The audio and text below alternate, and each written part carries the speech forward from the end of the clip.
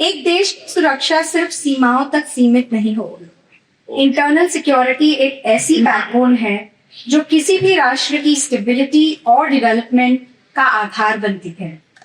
Cyber threats, terrorism, radicalisation और miss information जैसे challenges आज भारत के सामने खड़े हैं।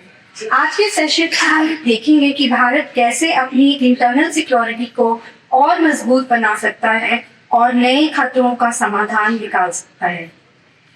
Our dignitaries today, Shri Vikram Singh ji. Dr. Vikram Singh, a retired Indian police officer of 1977 batch, served as Director General of Police Uttar Pradesh from 2007 to 2009. With decades of experience in law enforcement and internal security, he has established himself as a respected authority on policing and public safety. Post-retirement, Dr. Singh continues to contribute as an educationist and thought leader on security and governance issues.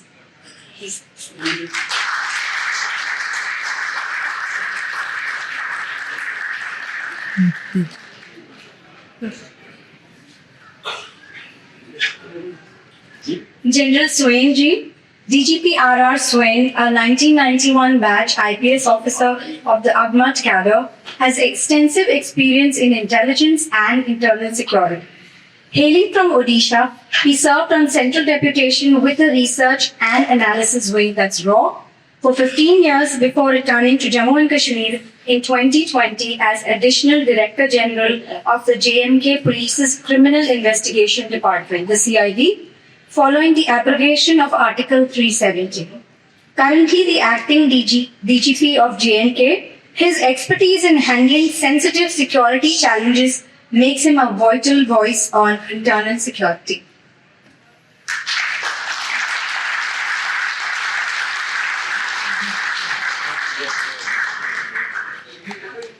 General PC Nair ji, Lieutenant General Pradeep Chandran Nair, PDSM, AVSM, YSM retired, is a distinguished military leader who last served as the 21st Director General of Assam Rifles. Commissioned into the Sikh Regiment in 1985, he has extensive operational experience, particularly in the Northeast, including Nagaland, Manipur, and Assam, where he held critical leadership roles. Decorated with multiple honors, including the Youth Seva Medal and the Ati Vishisht Seva Medal, he is recognized for his strategic expertise and contributions to internal security and counter-insurgency operations. General Nair.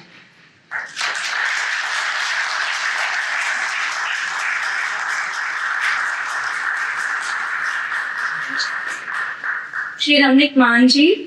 Ramnik Maan is a scholar, political analyst and speaker with a keen focus on socio-political, religious and policy matters.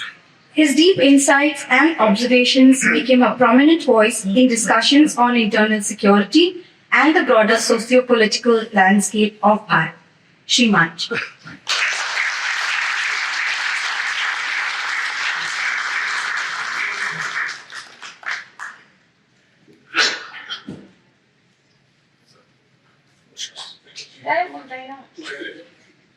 Ship depends on this. And lastly, our last panelist, who also happens to be the chair, Shri Anand Maheshwari ji. Dr. Anand Prakash Maheshwari, a 1984 batch IPS officer from the Uttar Pradesh cadre, is a distinguished expert in internal security. His illustrious career culminated as the Director General of the Central Reserve Police Force, the CRPF, the world's largest paramilitary force. Post-retirement, he served as advisor to the Honorable Lieutenant Governor of Puducherry, contributing to governance and security initiatives. With decades of experience in policing and paramilitary operations, Dr. Maheshwari is a vital voice on issues of internal security and national stability.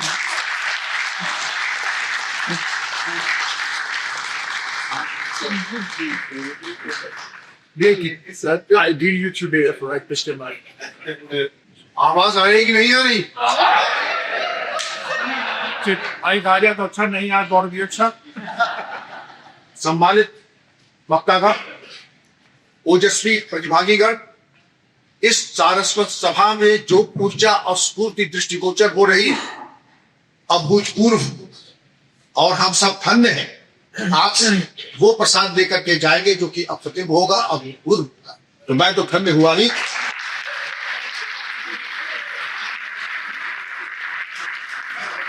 जानूंगा कि आपने शोभा बढ़ाई और हम सबका मार्गदर्शन परिपक्व तरीके से किया।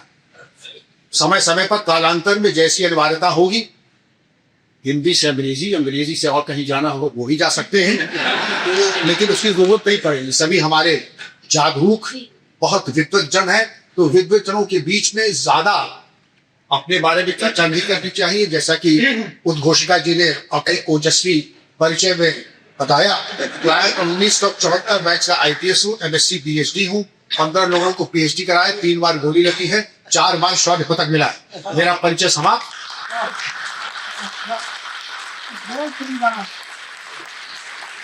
और जिस व्यवसाय में मैं हूँ और जो जीवन लक्ष्य है, वहां ज्यादा बात नहीं की जाती, वहां ज्यादा काम किया जाता है। धनुष की टंकार और हंटर की चोट बता के नहीं आती। मैं जानता हूं कि ग्लोबल टेररिज्म के ऊपर आपने मुझे विषय दी है। आप तो विद्वजन हैं, मेरे पास ऐसी कोई कल्पना नहीं है कि मैं भी विद्वान। हाँ, अगर विद्वान नहीं हूं, मैं अपना हथियार चलाना जानता हूं। मेरी क्रिया की जो शुरू होती है वही जो समाप्त हो जाती है, और मैंने अपने को सर्च कभी अपने को असहाय नहीं समझा। हम लोगों की जब ट्रेनिंग हुई थी तो 150 साल से न हमारे हथियार बदले गए, न हालत बदले गए। जब पहली बार इंडियन मुजाहिदीन आई तो बड़े टेक्निकल स्केल हुआ करते था। वो जाते थे जहां वाईफाई मिल जाता था, वहां लॉग ऑन करके वो धमकी देते थे, हमने तुमको दिखा दिया कि खून की होली कैसे खेली जाती है। शुरुआत तो तुम कर सकते हो बच्चों, समापन हम करें।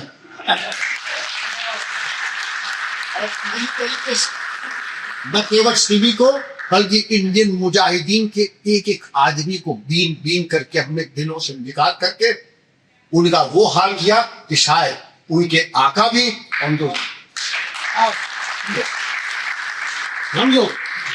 पाकिस्तान के समाचार पत्रों में जिनको ये कहते थे ये हमारी बेटी है, ये हमारे बेटे हैं, उनकी जब नमाज जनाजा और जब उनके फातिहा पढ़े जाते थे तब कहते थे देख लीजिए आपके बेटे बेटियों का फातिहा पाकिस्तान में पढ़ा जा रहा है। देश को ये सोचना पड़ेगा कि ग्लोबल टेररिज्म के युग में अब हम लोग बताते हैं कि जैसे गन पाउडर से शुरुआत हुई, ये पुस्तक हमें विद्वान डॉक्टर साहब ने दी। हमारे शौर्य में कमी नहीं थी, शायद हम समय से बहुत पीछे रह गए थे कि गन पाउडर हम नहीं समझ पाए, तो थोड़ा सा हमें उसमें नुकसान हुआ, हम पराजित। उसके बाद nuclear, the nuclear energy was a game changer, but today also the fundamentalists want that they should have a dirty bomb. Pakistan has a dirty bomb, and that AJQ Khan is basically a plagiarizer and an absolutely person with effective DNA that he pilfered from North Korea and the USA and was able to fabricate a bomb which I call as a dirty bomb. But to be oblivious to such facts would be chopping at your own roots. And therefore, I would say, in the age of global terrorism, you require, on one hand, you have ballistic missiles, you have tanks, you have ships, you have armed personal carriers, but it is easy for a hacker and a cracker to disable, disengage, and capture your entire weaponry and your scheme of things.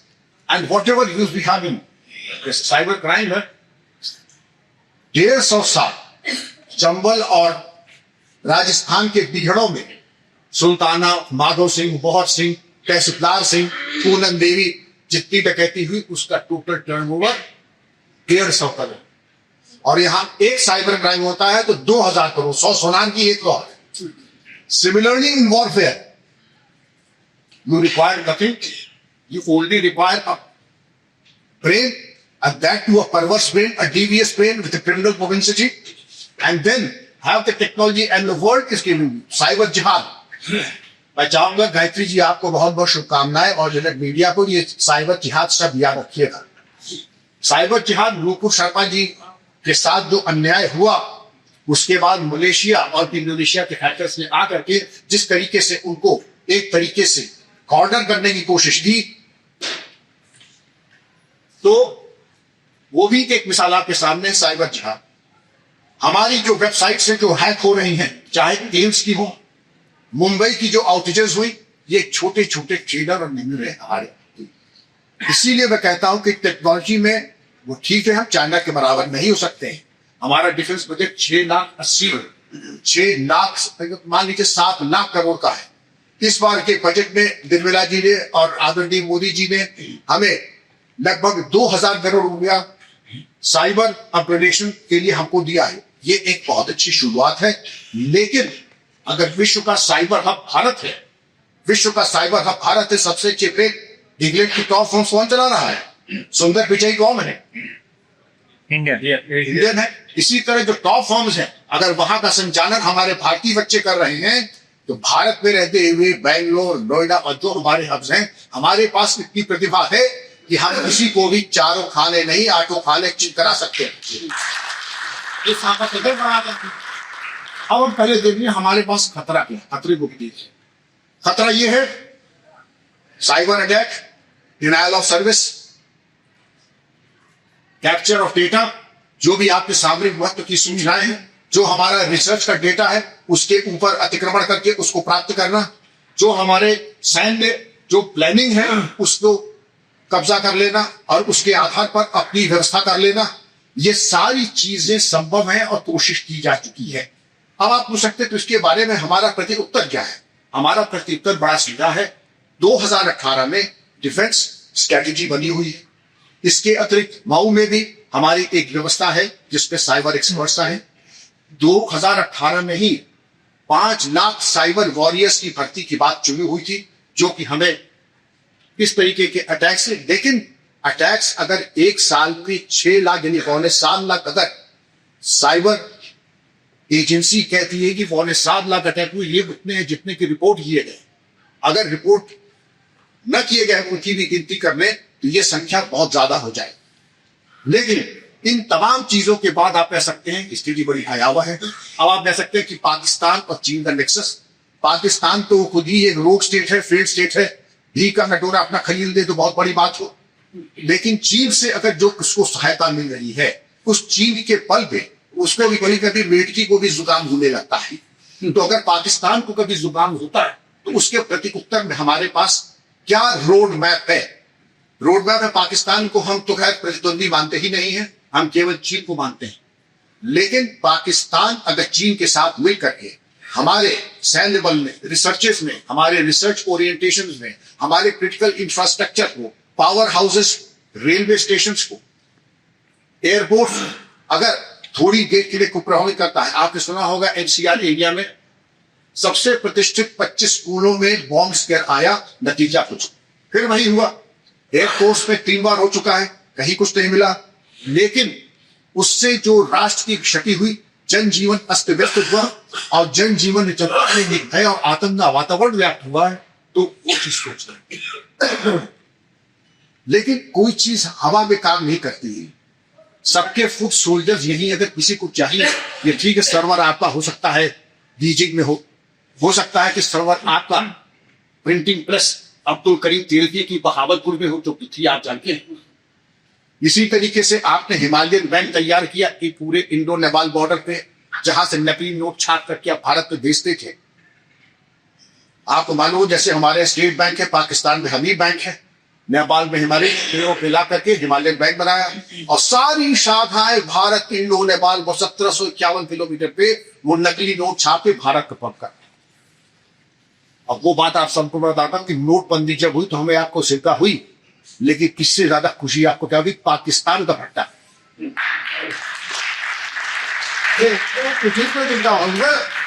लेकिन पाकिस्तान का भट्टा बैठ के हम भी चाहते हैं कि नोटबंदी और हो जाए, इनका भट्टा और बैठ जाए, हम उससे मिलते हैं। क्योंकि दोनों बात नहीं चल। हमने बात किया फुट सोल्जर्स की, एक मिसाल के बाद देगा कि मैं कही बात, एक कंपनी थी पुराना चौखम, ना देना ठीक नहीं है। जितने भी हमारे जिहादी थे वो सब उसी टेक्नोलॉजी का इस्तेमाल करते थे। नाम तो बता दूं, थोराया पुराने वो कश्मीर में सब भाई लोगों के लिए वो नेटवर्क बना हुआ था। और जो कंपनी थी उनको बुलाया हमने, कोई आप जितने हमारे आपके एंटी नेशनल एलिमेंट्स से किसी का इस्तेमाल कर रहे हैं, बड़े अच्छे बच्चे आए थे सब, स्मार्ट हैंडसम जैसे आप लोग हैं, टाई वाई लगा करके, एक बच्ची भी की। हमने कहा बेटा तू तो जाओ घर और लड़को if you know what is good for you, हमने पापा से कह दो कि ये डेटा हमें शाम तक मिल जाए कि बोला तुम्हारी खैरियत थी, तुम्हारी खैरियत नहीं है। डेटा हमें कहेंगे सर हमारे माथे पे तुम्हारे तनख्वाह तो मुझसे लोग हैं, हमारे जो एंटी नेशनल एलिमेंट से छाती पे मुंह हमारे गले, तुम्हारी जिम्मेदारी नहीं, तो जो सदा मुजाहिद की है वो तुम्हारी। 5 मिनट देता हूं, कब तक डेटा आ जाए? 10 मिनट में डेटा पूरा आ गया। देखिए हवा में कोई काम नहीं करता है, हवा में कोई काम नहीं करता है। फुट सोल्जर्स तक के यहाँ मौजूद हैं, वो चाहे चीन वाले हों, वो चाहे आपके सपोर्टर सबसे महंगा था जी उन्होंने कहा सब कनाडा में सर उसी का फर्क पड़ता, गर्दन तो आपकी हमारे पास है। अब हम बात आते, एक आपको मिसाल बताते छोटी सी। जनरल पीएस भगत ने कहा था जब तक आप 3 गुना ज्यादा शत्रु से आप ज्यादा आपका आतंक नहीं होगा आप विजेता नहीं हो सकते। अब आपके सामने मैं हूं एक उठा आदमी, बिल्कुल हाथ पैर मैं दिल्ली का जवाब दे रहे हैं, लेकिन हाँ एक बुरा जा ना सकता है, इसका आप बुनियाद का भी कर सकते हैं।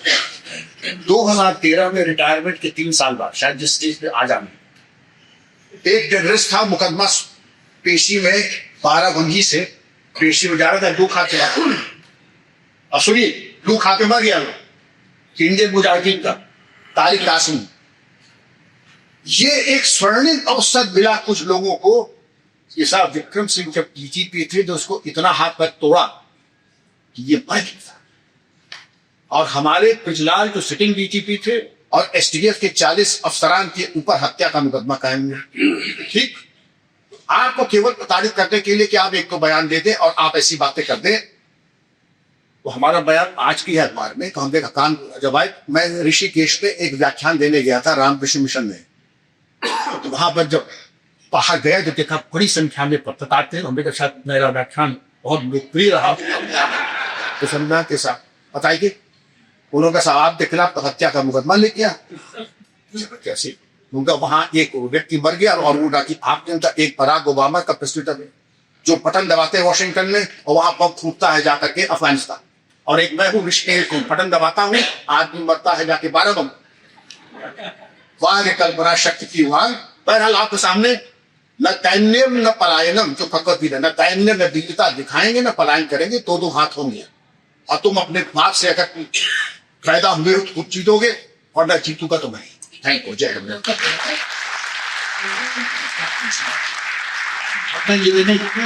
बीजेपी आयु के हिसाब से ये अपने विद्वत्पूर्ण विचारों से हम सबको लाभान्वित करें।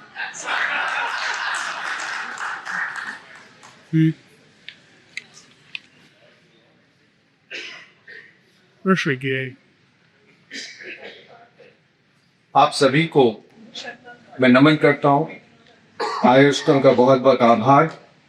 और सर मेरे से काफ़ी सीनियर रहे, उनके बोलने के बाद कुछ शेष रह नहीं जाता, थोड़ा बहुत जो मेरा अनुभव है उसके आधार पर मैं बताता हूँ।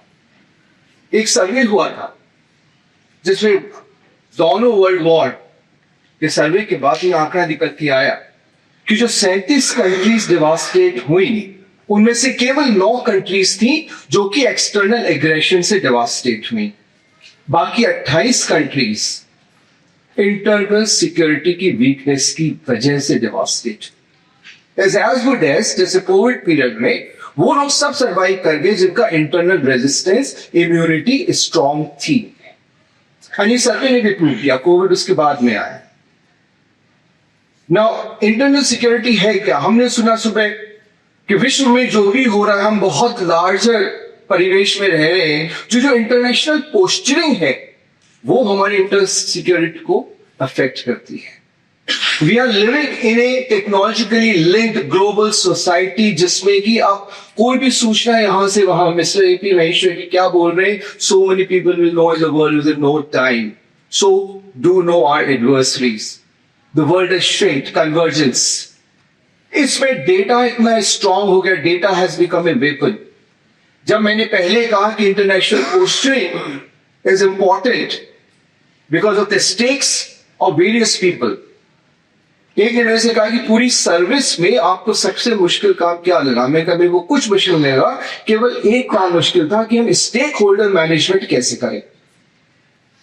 आतंकवादी से लड़ना आसान, सब कुछ आसान. इंटरनेशनल सिनेरियो में भी वही है कि हम पोस्टिंग क्या करते हैं, स्टेक होल्डर्स मैनेजमेंट क्या करते हैं, वो हमारी इंटरनल सिक्योरिटी को. Therefore diplomacy has become an important tool of managing the international posting which affects our internal security. Number 2, as I said, technologically linked है, data important है, cyber security की threats है, cyber crimes की threats है. Now, this poses a problem before us that we have agreements with the countries, क्योंकि crime कहां से हो रही है हमें नहीं मालूम. The enemy is invisible. When they say known unknowns and unknown unknowns, कौन कहां से कर रहे नहीं मालूम. जब तक कंट्रीज में एग्रीमेंट नहीं होगा तो कोई इन्वेस्टिगेटिव एजेंसी कहीं नहीं पहुंच सकती है. तो ये एक बहुत बड़ी थ्रेट है हम लोगों के सामने. And therefore the international cooperation becomes important. तभी हम जान पाएंगे कि कहां से ओरिजिनेट हुआ नहीं हुआ, उसके प्रोटोकॉल्स होने, फिर लीगल सिस्टम बनना है, लीगल सिस्टम में अमेंडमेंट्स होने, तो इसलिए हमारे साइबर लॉज वगैरह भी टाइम टू टाइम और ये एग्रीमेंट्स होना. So this is another dimension. हम ग्रोथ की बात कर रहे हैं, इकोनॉमिक ग्रोथ. अब जो हमारा एडवर्सरी है वो इतना स्मार्ट है, 10 शेल कंपनीज खोलेगा, किस कंट्री से आ रहा है नहीं आ रहा है, जब तक वो पूरा वेरिफिकेशन होता है तो मालूम पड़ा कि साहब ये तो हमारे एडवर्सरी की ही कंपनी है. अब इसमें हमारी सिक्योरिटी एजेंसीज इंपॉर्टेंट हो जाती है. व्हेन आई से security agencies, it means all types of security agencies including raw which is operating outside the country, the intelligence IB which is with in the country, revenue intelligence, even now NIA and investigation agencies are also a source of great intelligence because जब वो investigate करते हैं तो बहुत सारा intelligence inputs आता है इसमें. तो ये factors हमारे लिए important हो जाते हैं जो कि हमारे internal security को affect करते हैं. तो हमें FDI आ रहा है, कहाँ इन्वेस्टमेंट हो रहा है, शेयर मार्केट में आ रहा है. सडनली वी फाइंड कि some companies coming and buying, हमारे दार्जिलिंग के चाय बागान खरीद रहे. जब उसका इन्वेस्टिगेशन होता है, वेरिफिकेशन होता है, तो मालूम पड़ता है कि सोर्स तो वहां है. फिर कई डाइकोटमीज आ जाती हैं. जो आत्मनिर्भर भारत की हम बात कर रहे हैं, हम जान रहे हैं कि एडवर्सरी हमारे खिलाफ काम कर रहा है. जब वो इन्वेस्टमेंट ले करके आता है तो उसके कई एलिमेंट्स अंदर आकर के छुप जाते हैं. And that is why mister Doval said that today it is not the geographical terrain which is important, it's the human terrain, and the whole battlefield has shifted to the civil society. इसलिए civil society का उत्तरदायित्व तो बहुत ज्यादा हो गया. मैं इस पॉइंट को बाद में उठाऊंगा कि हम ऐसे वातावरण में जिसमें कि सिविल सोसाइटी का रोल बहुत इंपॉर्टेंट हो गया है, उसमें सिक्योरिटी फोर्सेस और पब्लिक के बीच में बातचीत ही नहीं है. आज भी आप पुलिस स्टेशन जाने से, सिक्योरिटी एजेंसी के पास जाने से घबराते हैं और वो आपसे सीधे मुंह बात करने को तैयार नहीं है. जबकि नीड ये है कि हर एक पुलिस में ये समझे कि वो यूनिफॉर्म में एक सिटीजन पहले है और आप ये समझे क्या बिना यूनिफॉर्म के एक पुलिसमैन है.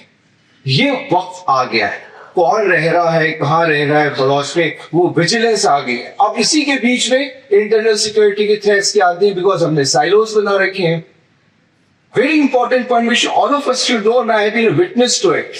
अब अगर वो पॉलिटिकल पार्टी नहीं है, लाइक बांग्लादेश बॉर्डर की फेंसिंग बीच में इतनी दफा रुकी, मैं बीएसएफ में भी रहा. बांग्लादेश बॉर्डर की फेंसिंग हुई कि वेस्ट बंगाल में कई जगह if the government is not favourable, वो कहते हैं हम जमीन नहीं देते, प्रोजेक्ट रुक गया, आपको यहां से निकालना है, वहां से निकालना है.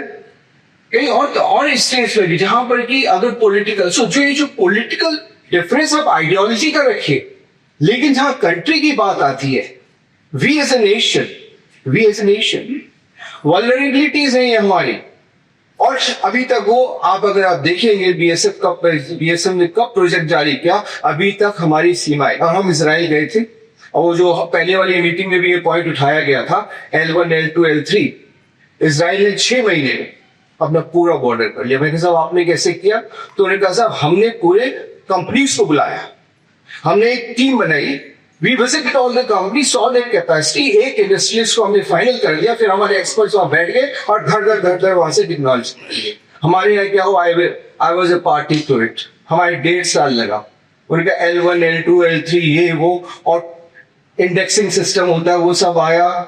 1.5 साल तो ये लग गया कि साहब हम कोटेशन बुलाए, एक प्रोटोटाइप किया गया, फिर जैसे फल की टोकरी आती है, फल की टोकरी, और वैसे वो L1 सबने किया, क्वालिटी हो जैसे फल की टोकरी है, किसी में पपीता अच्छा है, किसी में अमरूद अच्छा है, बट ओवरऑल मीट कर रहे हैं, तो द प्रोग्राम कोलैप्स्ड। सो ये जो ब्यूरोक्रेटिक है हर्डल्स, ये भी जाने, हमें नए तरीके से सोचना होगा। ऐसे ही पुलिस में भी जितना हम कर रहे हैं, हम फौज बढ़ाने में लगे हुए हैं, लेकिन टेक्नोलॉजी लाकर के उसको लीड एंड थिंक करें, उनको भी टाइम मिले, उनकी कैपेसिटीज को मैं डिटेल में नहीं जा रहा हूं, but I am just bringing out कि कैसे इंटरनल सिक्योरिटीज में, and I am getting you to the point, दुश्मन तो दुश्मन है, वो वही करेगा जो वो चाहेगा।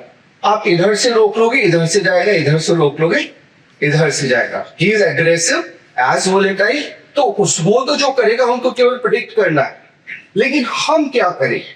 किसी ने मेरे से पूछा कि what is the greatest risk, तो मैंने कहा जी कि जब तक मुझे तैरना नहीं आता था, कोई भी नदी, तालाब, स्विमिंग पूल मेरे लिए रिस्क था। जब तक मुझे हाईवे पे गाड़ी चलाना नहीं आता था, driving was a risk to me. जब तक मुझे एंटी टेररिस्ट ऑपरेशन नहीं आते थे, मैं डरता था कैसे करूंगा। जब सीख गया तो रात में भी उठ के चले जाते थे। तो what is the risk? I am my biggest risk. What is risk? There is nothing called risk. I am my own risk if I do not know. So there is no risk to India if all the citizens decide. आज भी corruption है, मेरे पास, मैं नाम नहीं लूंगा।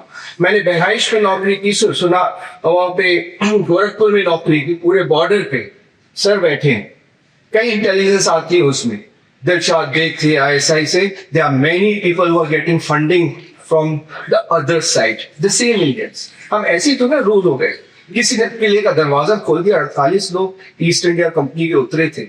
हुआ क्या? करप्शन इज अनदर इंपॉर्टेंट, ये चुनौती है, और इंडियन सोसाइटी में वो मादा है। हमने 10 साल लगे इंडिया को। अब आप में किसी की हिम्मत नहीं है कि वो सिगरेट पी ले, यहाँ पी ले, वहां पी ले, वहां पी ले। पहले बस में लड़ते थे, खांसते थे लोग बाग, औरतें गालियां देती थी, कहाँ ये सिगरेट पिया, उसका भैया तो उधर चलेगा। लेकिन 10 साल लगे इंडियन सोसाइटी को, है ना। सोसाइटी की पावर इतनी स्ट्रांग है, तो करप्शन के खिलाफ भी वैसी ही लड़ाई लड़नी है।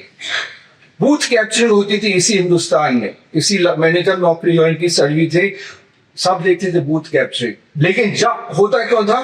क्योंकि बड़े लोग सोचते थे हम ड्राइंग रूम में बैठेंगे, lower caste, so called lower caste, जो उनके दिमाग में था, there is nothing of that sort, लेकिन उनके दिमाग की साइकोलॉजी बता रहा हूं, I am using this word in that context, कि भाई वो लोग जाएंगे, हम नहीं जाएंगे। वो रिक्शे वाले के साथ मैं लाइन में खड़ा हूंगा?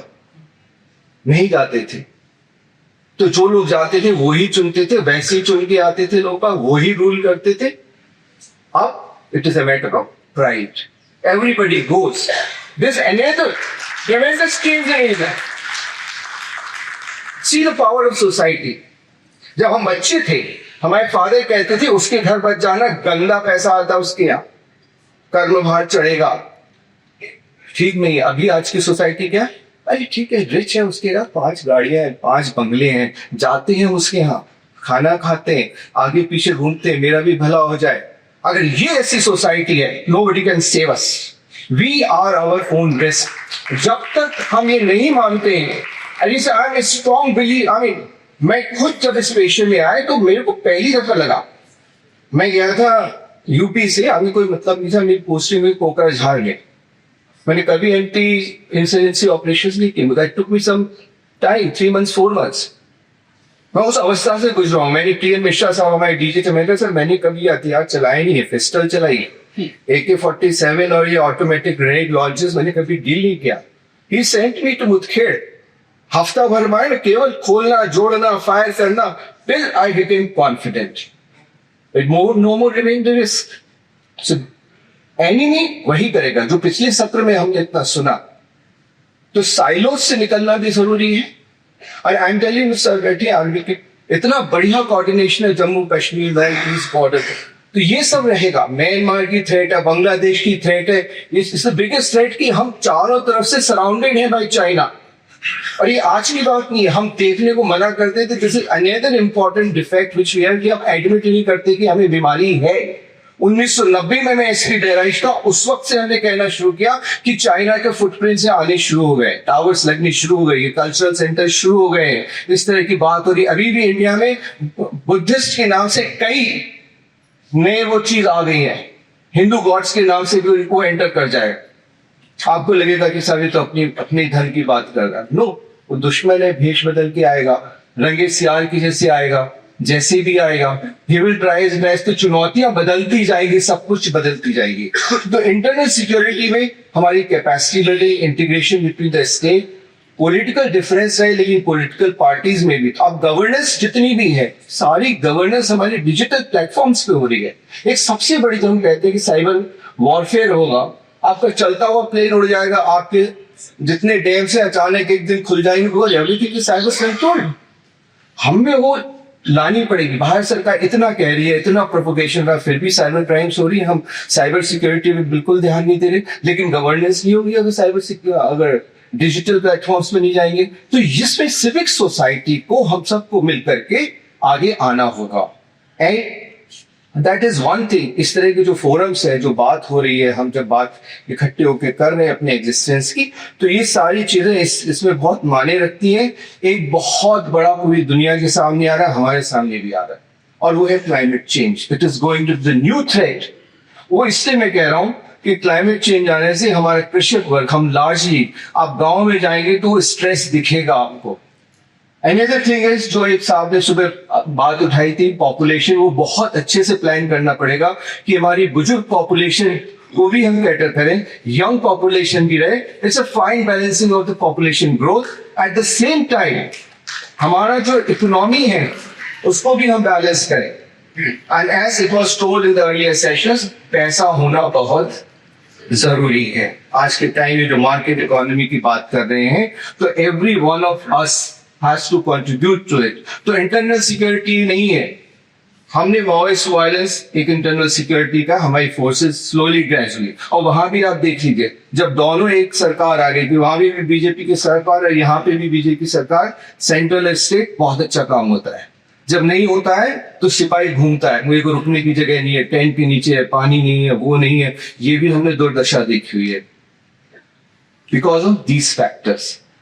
बहुत अच्छा हम लोगों ने उसी को जम्मू एंड कश्मीर में भी, उसको रिपीट करने की जरूरत नहीं है, नॉर्थ ईस्ट में भी काफी कुछ सफलताएं हासिल की हैं। लेकिन क्योंकि बाहर से इन्फिल्ट्रेशन होता है, यहाँ पे हमारा जो ह्यूमन टेरियन में जो फ्रेगमेंटेशन है, यहाँ पर पॉलिटिकल विल, जो भी हमारे सोशल वर्कर्स है, ऐसे भी कई जगह देखे गए हैं हमने कि कोई तो इस तरह से फ्रिक्शंस होते हैं बिकॉज की इंटेलेक्चुअल वर्क, जो आइडियोलॉजी की बात है, वो इंटेलेक्चुअल वर्क उनको आइडियोलॉजिकली सपोर्ट करता है, इस वजह से भी कई चीजें फ्रिक्शंस होते हैं। तो बट ये हैप्पी वो है कि कैपेसिटी बिल्डिंग फोर्सेस की बढ़ रही है, गवर्नमेंट मॉडर्नाइजेशन पे ध्यान दे रही है। और सर ने बताया कि साइबर कैपेसिटी पे भी जो आंकड़े सर ने बताए, I fully support.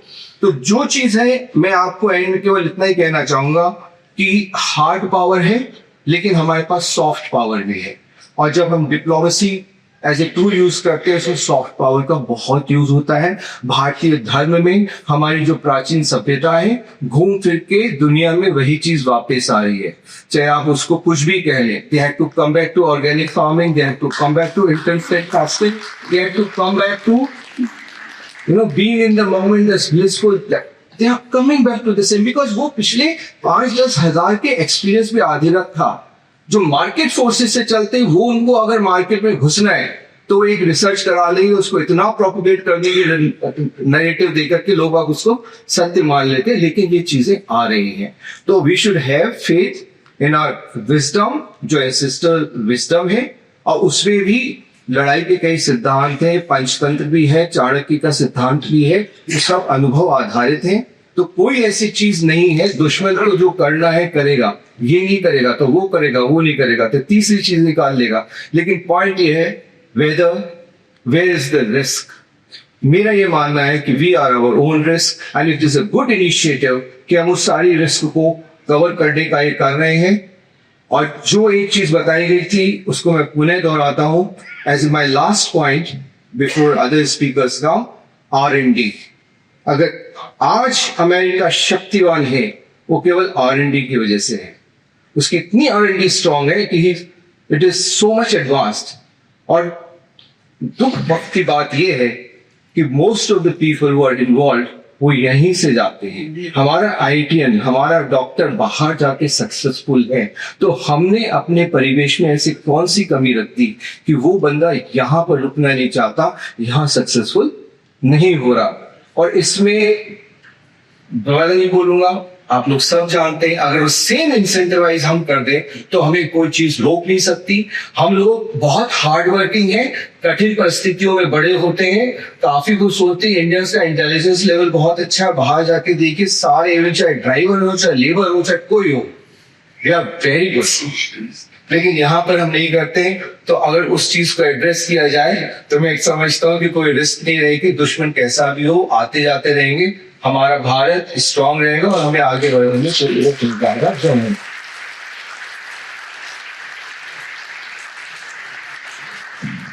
Thank you, Dr. A.P. Maheshwari, for your words of profound wisdom. आपने दिलशाद बे का नाम लिया। ये एक कार चोर था गोरखपुर का जो चला गया नेपाल और वहां डिप्टी स्पीकर बन गया। लेकिन कुछ ऐसा होता है कि ग्रह दशा होती है, महीने आपका कुछ ना था, उसकी हत्या हो रही है। अब मैं क्या कर सकता हूँ, जैसे कर्म वैसा उसका भोग। कुछ बात है कि हस्ती मिट्टी नहीं हमारी, सदियों रहा है दुश्मन दौरे सवा। Please enlighten us with your words and experience, please. Thank you.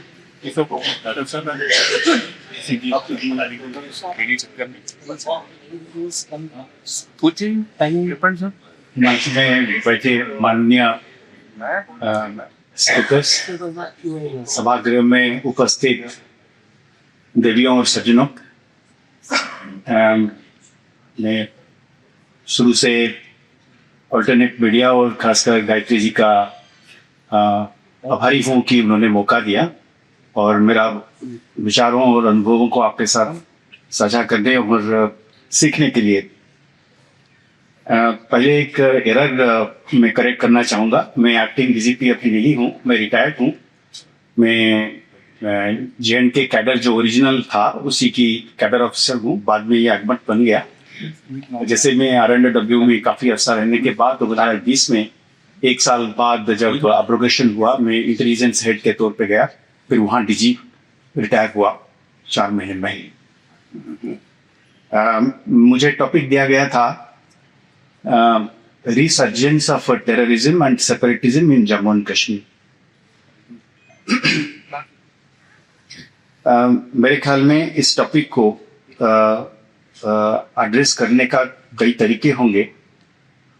मुझे लगता है कि एक तरीका ये बहुत अच्छा होगा कि पहले मैं ये बताऊं कि एडवर्सरी जो है, जम्मू कश्मीर की जो सिक्योरिटी सिचुएशन है, एडवर्सरी की प्लान, स्ट्रेटेजी, सोच क्या है, उसकी एट द कोर जैसे अंग्रेजी में कहते हैं क्या है। अगर वो एक बार हम लोगों को अच्छी तरीके से समझ में आ जाता है तो फिर हमारी ये डिबेट और डिस्कशन और आपसे क्वेश्चंस भी जो आएंगे वो मीनिंगफुल होगा। कैडर ऑफिसर होने के नाते और ग्राउंड में ऑपरेट करने के नाते जो मेरी अनुभव है वो ये है, पाकिस्तान और पाकिस्तान के स्पॉन्सर्ड जो भी एंटिटीज हैं अंदर, उनका प्लान ये है कि वो लड़ाई अभी नहीं करेंगे। एक हॉट वॉर जिसको हम कहते हैं, एक डायरेक्ट कन्फ्रंटेशन नहीं करेंगे। वो इसलिए नहीं करेंगे क्योंकि कॉस्ट जो है वो डिस्प्रपोर्शनेटली हाई है और जो चीज वो अचीव कर सकते हैं उसकी 1/500 1/1000 में वो क्यों उतना खर्च करे, और जिसकी नतीजा पता नहीं कहां पहुंचेगा। ये एक बिंदु है उनकी स्ट्रेटेजी की। परमाणु हथियार की बात तब करेंगे जब हम उनको डायरेक्ट कन्फ्रंटेशन लेने की बात करेंगे, उसको रोकने के लिए वो वाली रेड फ्लैग वो करेंगे, हमें डराएंगे। दूसरा बिंदु जो एडवर्सरी की सोच है वो ये है, मच्छी की तेल में मच्छी को फ्राई करनी है। इंडियन स्टेट की जो कमजोरी है, मैं कमजोरी नहीं कह रहा हूं, from the point of view of we have certain strength. जैसे मैं अपना डेमोक्रेसी है, डेमोक्रेसी की एक सॉफ्ट बेली भी होता है, तो उसको किस तरीके से लिवरेज किया जाए भारत के खिलाफ, अपना जम्मू कश्मीर की एजेंडा को साकार करने के लिए या आगे ले जाने के। तीसरा बिंदु, ये खेल लंबा चलनी चाहिए, पॉट बॉयल रहना चाहिए, और जिसमें वो 1000 ब्लेड कट्स वाली बात है, पुरानी थ्योरी है, सब जानते हैं। वो छोटे छोटे कट से आपको काटते रहेंगे और उसकी डिग्री आपके टॉलरेंस के थ्रेशोल्ड के नीचे रखेंगे। उतना कत्ल करेंगे, उतने लोगों को मारेंगे, उतनी सिक्योरिटी फोर्स को नुकसान करेंगे जो वो समझते हैं कि आपके थ्रेशोल्ड के नीचे है। इससे एक रेस्पॉन्स भी, माने क्या रेस्पॉन्स होना चाहिए इंडियन स्टेट की, वो इस स्ट्रेटेजी को जब आप समझते हैं, इन बिंदुओं को, वहां से आपकी रेस्पॉन्स के ऑप्शंस भी निकलते हैं। यानी कि जैसे अभी आप कहेंगे, अच्छा वो सोच रहा है कि अगर साल में हम 50 सिक्योरिटी फोर्स और पुलिस पर्सनल को मारने से 365 दिन के ऊपर 3-3, 4-4 करके तो हिंदुस्तान चुप बैठेगा। एक साथ 50 मत मारो, तो वो 3-3, 4-4 मारेगा। तो इंडियन स्टेट की क्या रिस्पॉन्स होगा ऐसी हालात में, ये हमें देखना है, हमें एनालिसिस करनी है। एक और अहम बात है स्ट्रेटेजी में, वो ये है कॉस्ट ऑफ एंगेजमेंट बढ़ाओ, इनकी खर्चा बढ़ाओ, ये इस लेवल पे ले जाओ खर्चा, ताकि वो उनको लगे कि Jammu Kashmir project is not a viable project. पर ये वाली जो स्ट्रेटेजी है उनकी, उसके साथ साथ जुड़ा हुआ है एक और स्ट्रेटेजी है, दोनों पॉइंट साथ साथ चलते हैं। वो क्या? वो ये है कि नैरेटिव हमारे हक में होना चाहिए। वो नैरेटिव क्या? वो नैरेटिव ये कि इंडियन स्टेट से गंदा एंटिटी कुछ है ही नहीं, कश्मीर का भला कभी नहीं हो सकता है इंडियन यूनियन या रिपब्लिक ऑफ इंडिया के साथ रह के। इंडियन स्टेट की डिफॉल्ट सेटिंग है कि हमें परेशान करेगा, या it is not a benevolent entity. ये वाली जो बात है उसको इस लेवल तक ले जाओ, मतलब बच्चे में जो है कूट कूट के गुस्सा भर दो। Combination of fear, favour, indoctrination और प्रोपेगेंडा के जरिए। तो एक तरफ से आप खर्चा कर रहे हैं, आप 1,25,000 करोड़ की एनुअल बजट सिर्फ स्टेट गवर्नमेंट को दे रहे हैं। छोड़ दीजिए आपकी सेंट्रल लेवल प्रोजेक्ट्स जो हैं, जो tunnels thousands of crore of rupees के हैं, नेशनल हाईवेज बन रहे हैं, रोड्स बन रहे हैं, आपके आर्मी के अलग खर्चे हैं जो लोकली खर्चे होते हैं, उनके लॉजिस्टिक्स को वहां संभालने के लिए, पैरामिलिट्री की, वो सब छोड़ दीजिए, वो ऑलमोस्ट ट्वाइस द साइज। तो आप एक जगह पे खर्च कर रहे हैं। जैसे अफगानिस्तान में पाकिस्तान कहता था ये सब एक दिन हमारा हो जाएगा तालिबान के जरिए, तो जितना इंडियन ने खर्च किया वहां पे बहुत बड़े रोड प्रोजेक्ट्स बनाए, सैकड़ों के हिसाब से स्कूल बनाए, आपकी सलमा डैम बनाया, आपका पूरा पार्लियामेंट की बिल्डिंग बनाई, पर उनको लगा कि ये तो छोड़ के भाग गए। ये दूसरी बात है कि इसके पहले सेशंस में it has not exactly unfolded the way Pakistan thought it to be. It has not exactly happened the way in the sense that कि तालिबान एग्जैक्टली उनकी कठपुतली बनके नहीं रहा। पर उसको अगर आप साइड रखेंगे तो मैं आपको बता रहा था कि पाकिस्तान और उसकी प्रॉक्सीज की जो स्ट्रेटेजी है वो एक लंबा है। आपको कॉस्ट ऑफ एंगेजमेंट में आपकी खर्चा बढ़ाना चाहता है, नैरेटिव आपके हाथ में रखना चाहता है। जैसे मैं कई बार कहता हूं कि उनकी बच्चियां जो है 14-15 साल, एक स्लोगन चलता था, अभी भी कहीं कहीं पे चलता है, वो खत्म सा हो गया है वो नैरेटिव, कि पिंडी जाएंगी, पिंडी जाऊंगी, पेट में बच्चा लाऊंगी। तो इस लेवल की जो है हेट्रेड और एंग्विच, वो आप एक तरफ से चला जा रहा है। तो एक कंट्री कितना भी बड़ा हो, वो फिर उसको लगेगा, फ्रस्ट्रेटेड हो जाएगा, वो कहेगा यार क्या बात, हम इतना पैसा खर्च कर रहे हैं, इतना वो दे कुछ रहे हैं, इनकी डेवलपमेंट है, इनकी माने मतलब कोई भी इंडाइसिस आप ले लीजिए, ह्यूमन डेवलपमेंट इंडेक्स इंडाइसिस ले लीजिए, आप देखेंगे Jammu Kashmir is a middle ranking state. मतलब आप देखिए ना, पूरा का पूरा आज किसी भी दिन में जम्मू कश्मीर में कम से कम 1 लाख से ज्यादा लेबरर्स वहां हैं जो बिहार, उत्तर प्रदेश, छत्तीसगढ़, मध्य प्रदेश, उड़ीसा से हैं। क्यों? क्योंकि वहां पे वेजेस आर हायर, सरप्लस पैसा है, जो प्रोजेक्ट्स बनते हैं सड़क की और टनल्स की या जो भी ब्रिक किल्स की, वो सारा जो बाहर का लेबर आता है। That means there is surplus money there. The local youngsters do not feel like working because they have money to that extent. तो इसका मतलब ये हो गया कि आप खर्चा कर रहे हैं, आपको सिक्योरिटी के डिविडेंड नहीं मिल रहा है, आप उनकी दिल नहीं जीत पा रहे, आप उनको अपने में शामिल नहीं कर पा रहे, और नैरेटिव उनके हक में है, पैसा आपका है। तो ये कहां तक चलेगा, तब तक चलेगा। तो इसलिए अंदरूनी एक रिपोर्ट में ISI ने जब उनकी एवेल्युएशन हुआ, ऑडिटिंग हुआ कि साहब 30 साल से आप कश्मीर की जिहाद लड़ रहे हैं, कहां पहुंचा, अभी तक तो कुछ हुआ नहीं। तो उन्होंने कहा कहीं नहीं जा रहा है, हम बिल्कुल दुरुस्त हैं, चुस्त हैं, अपनी जगह में टिके हुए हैं, लाइन पे और पटरी पे हैं। खर्चा उनका हो रहा है, सड़क वो बना रहे हैं, बिजली वो बना रहे हैं, 4 लाख जनता को सरकारी नौकरी दे रखे हैं, कोई प्राइवेट इन्वेस्टमेंट ही नहीं जाने दे रहे हैं हम वहां पे, और वो सिर्फ सरकारी नौकरी होगा वहां पे। वो खर्चा जो है वो भारत सरकार से करेगा। 10,000 करोड़ की बिजली वो खर्च कर रहे हैं, जिसकी 6,000 करोड़ जो है भारत सरकार भर रहा है वहां पे। तो क्या चाहिए आपको?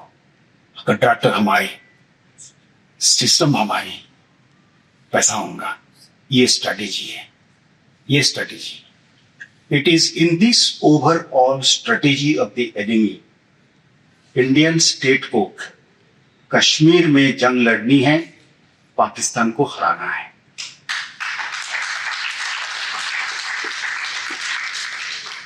आपने देखा होगा कि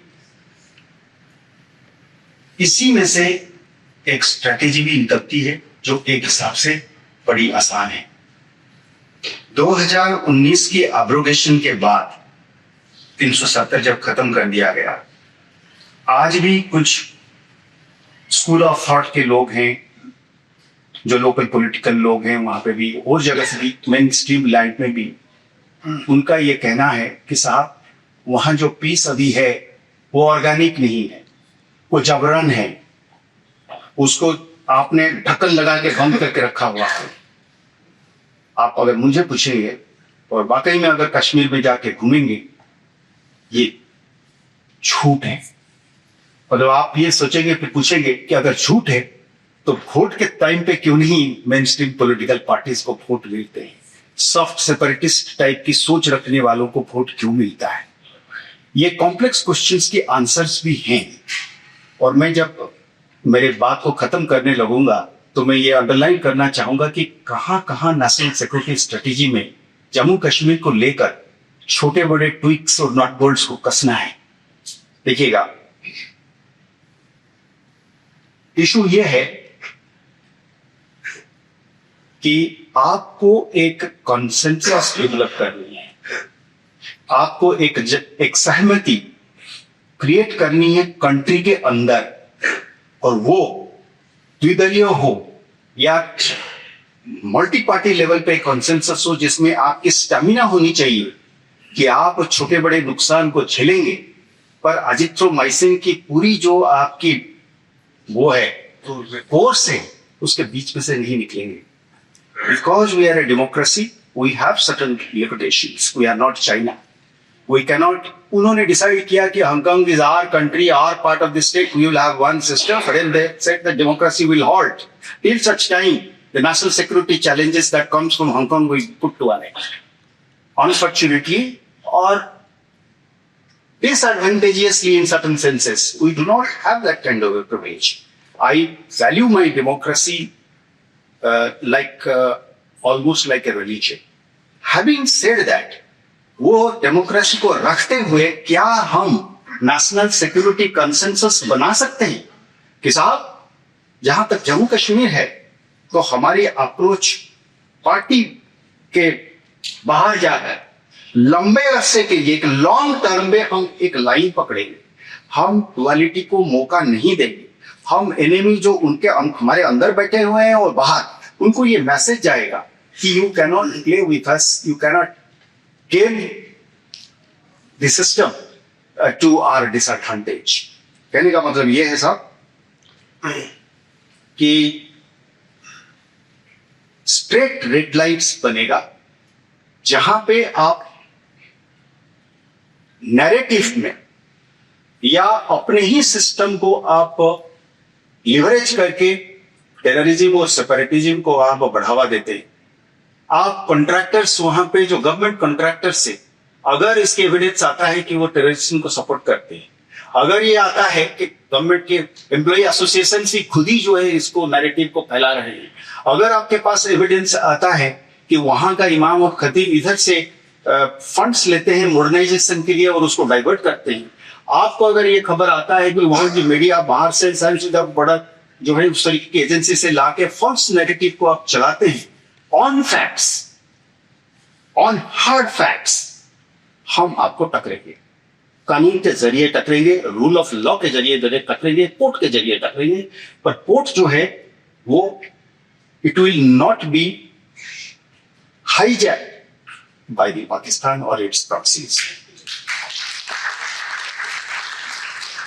आपको सुन के आश्चर्य होगा कि जैसे वहां पे एक बार एसोसिएशन था, वहां के जो प्रेसिडेंट थे वो 28 साल से थे, ओपनली उनकी एजेंडा में, उनकी चार्टर में बार एसोसिएशन की, कश्मीर बार एसोसिएशन की जो मेमोरेंडम ऑफ एसोसिएशन है उसके फ्रंट पियाबल भी ये लिखा था Kashmir disputed territory. And it is one of the mission of the Kashmir Bar Association to take the matter to outside the world. ऐसा कैसा हो सकता है कि वो बार एसोसिएशन में वो सारे लोग कॉन्स्टिट्यूशन ऑफ इंडिया के ऊपर हाथ खा के वहां अंदर आर्ग्यू करते हैं और साथ में कहते हैं कि हम मानते नहीं. तो उसको टकरना है, तो उनके ब्लफ को कल करना है कि साहब आपने 60 साल और वही एसोसिएशन कम से कम टोटल लीगल बिजनेस का जो है 70% 80% वो लेते थे. यानी कि अगर आपको केस जितना है कश्मीर में हाई कोर्ट में, एक जमाना था जहां पे आपको इसी बार एसोसिएशन 30 लोग थे, वो 70 to 80% of the business control करते थे. This is only part of the money that I am talking about. Forget about the way they were frustrating the policies, forget the way they were trying to help the enemies in different ways. तो ये ecosystem जो है उसके खिलाफ की जंग की बात है. कहने का मतलब ये है साहब कि जो वायलेंस है, जो आपने मुझे टॉपिक दिया था, resurgence of terrorism and separatism, देखिएगा टेररिज्म में पिछले 35 साल से अप्स एंड डाउन्स है, हाइज एंड लोज है. 1990 में कुछ था, 1995 तक सड़क के ऊपर वायलेंस बहुत ज्यादा था, number of terrorist were about 6000 record, बहुत खुनखरावा हुआ. 95 के बाद थोड़ी चेंज हुई, जेकेएलएफ साइड हो गया, हिजबुल मुजाहिदीन और लश्कर तोयबा आ गया, जैश ए मोहम्मद आ गया, कॉम्प्लेक्स ऑफ दी बैटल अलग हो गया, थोड़ा सा वायलेंस की लेवल जो है इंटेंस हो गया, फ्रीक्वेंसी कम हो गया. 2000 के आसपास फिर 2002-3 के पास फिर वायलेंस डाउन होने लगा. फिर आपका 2007 के आसपास काफी डाउन हो गया था. अचानक 2008 में आपका अमरनाथ राव को लेकर एक और फेज शुरू हो गया. फिर आपका 2016 में, 2013 में the violence was at its bottom. मतलब करीब करीब total number of terrorist attacks are reduced to about 12. Can you believe 2013 में उसका फिगर को कंप्लीट करके अभी सिर्फ 2024 वाला डाटा जो है वो बेटर हो गया 2013 में से. कहने का मतलब है वो ऊपर नीचे हो रहा है. Please let us not go by this, let us have stamina, let us not get affected by the levels of violence. We should not be trying to target our own policy and own government by saying भाई ये क्यों हो रहा है. इसके लिए it is like saying अगर आप हाईजैक हो गया है plane and you as a country you have abolished that we will no longer negotiate with the enemy. We must take it to its logical conclusion. I hope and I pray that this policy is understood more and more by the mainstream media in the country, by the mainstream political parties cutting across the political ideological spectrum. It is understood by the media cutting across their own inclinations and their own affiliations, and the entire intellectual community and common masses. Then we will, as a country, we will develop enough amount of national security energy हमारे अंदर आएगी, और हम कहेंगे कि ये वाला छोटा जो ब्लिप्स है हो रहा है, इससे हम हमारा पॉलिसी को भटकने नहीं देंगे. अगर हम टेरर इकोसिस्टम के खिलाफ हैं, हम इसके ऊपर रेड लाइन खींचेंगे. और हम जैसे पिछले दिनों में ही, जैसे मैंने हाईकोर्ट वाली बात कही, that high court bar association now stands decimated. The new people are beginning to come. नए सोच के साथ जिन लोगों ने, हो सकता है जरूरी नहीं है कि एग्जैक्टली जो है पार्टी इन पावर का लाइन लो, पर इन्होंने कंप्लीटली पाकिस्तान वाली आइडियोलॉजी को अबंडन किया हुआ है. इन्होंने कंप्लीटली जो है टेरर और सेपरेटिज्म आइडियोलॉजी को चैलेंज किया हुआ है. ऐसे लोगों को जगह मिल गई है, सांस मिल गया है. जो लोग इस पॉलिसी को क्रिटिसाइज करते हैं, उनको क्रिटिसाइज करने का हवा भी हम ही दे रहे हैं. तो कल अगर ये इलेक्शन हुआ, और ये इलेक्शन इस तरीके से हुआ कि नुक्कड़ पे जाके लोगों ने रात को 12 बजे तक करा, मतलब कैंपेनिंग करी, तो फिर भी आप कहते हैं कि ये जो है ये पॉलिसी काम नहीं कर रहा है और ये ऑर्गेनिक पीस नहीं है, ये इनऑर्गेनिक पीस है. ये झूठ है. कहने का मतलब है कि हमें गिल्टी फील किया जा रहा है हमारी पॉलिसी के बारे में. हमारा ही अच्छापन को कन्वोल्यूटेड तरीके से हमको वापस दिया जा रहा है, कह के कि आप इससे फिसल जाओ. तो I would and my sort of articulation with this at the end, that as far as Jammu and Kashmir is concerned, and perhaps also for other areas of security challenge, but more in J&K, because there is an external force there, because there are historical and geographical regions of unique fight there, national consensus बनाए रखेंगे. इस तरीके का discussion forum में ये बिल्कुल बैठ जाना चाहिए कि साहब, टेरर इकोसिस्टम, चाहे वो आपका मैन विद द गन हो, मैन विद द पेन हो, मैन विद द माइक हो, मैन विद द बटुआ हो, या कहीं पे भी वो हो, उसके खिलाफ जंग होगी और वो रेड लाइन खींचे जाएगी. और ये डुअलिटी और ग्रे में वो ऑपरेट नहीं कर सकता है, क्योंकि ग्रे को जब आप जगह देंगे वो गाप दिलाएगा. जय Hind.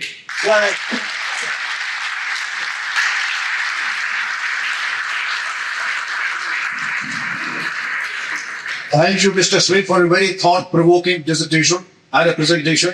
We are all spellbound. आपकी शान में 2 लाइन का कहना चाहूंगा.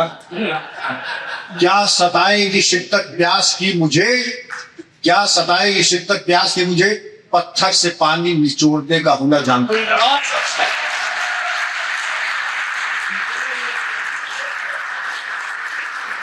Now, we have a very eminent speaker, Mr. P.C. Nayyar. May we hear your great words of wisdom coming out from rich first-hand experience, please. Thank you, sir.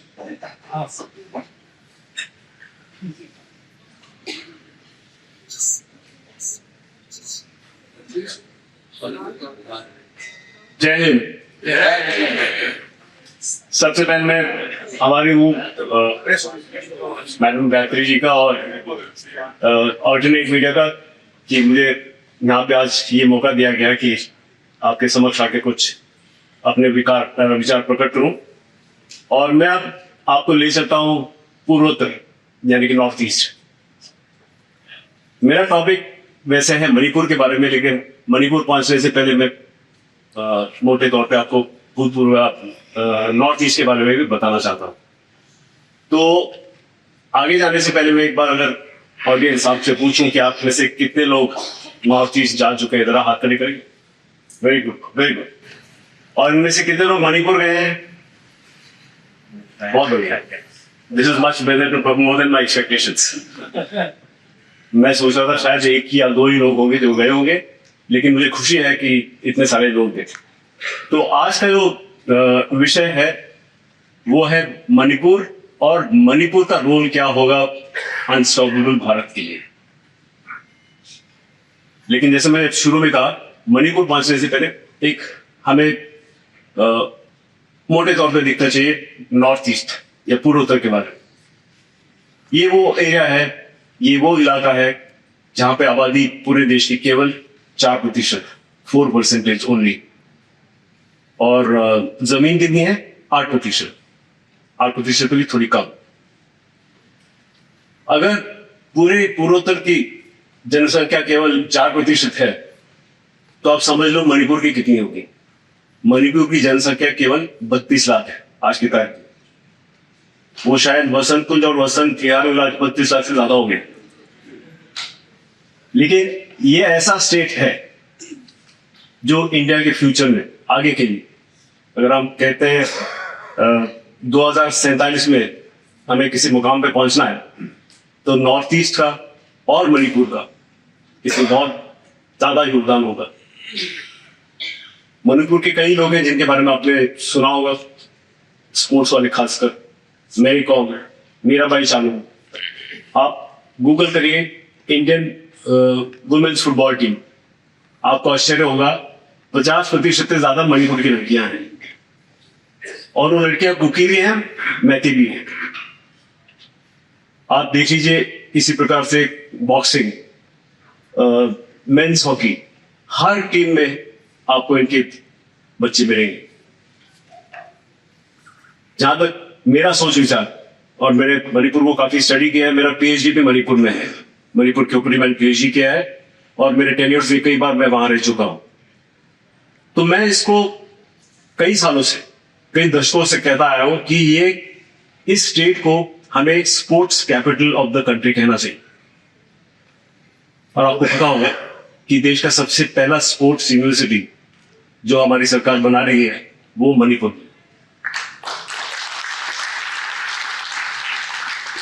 For people in Manipur, sports is a way of life.